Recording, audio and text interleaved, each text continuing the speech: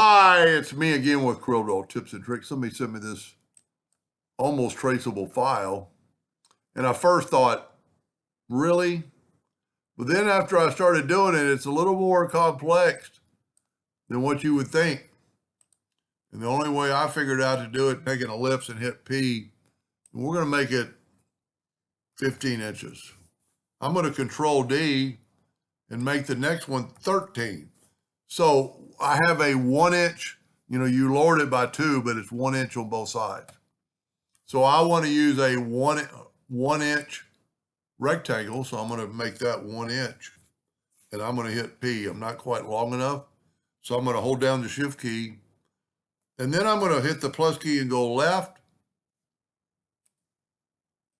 hit the plus key and go right. And then I'm going to group those together, Control G, Control D, and rotate it 90 degrees. I mean, for the longest time, it was like, I kept messing up, and this is the only way I came up with doing it. So I'm going to group this together, Control G, so I can move it out of the way. And I'm going to just start, you could do it with the virtual segment delete key. And you know what? They use red. Let's use red. And I'm going to skip that one and go there to the center, and then go across. And this, it might be better to use the virtual segment delete key, but there's half of it. And then start here and just, I wasn't using 3 lines at first. And then because I made that almost the exact same size. I would actually maybe make it thicker. I mean, that's the logo in proportionate, because this is, the picture came in at various sizes. I might have moved it. But I think I'm going to make this one and just see what it looked like thicker. Let's hit P. Let's go back to the 15. But this time, let's make a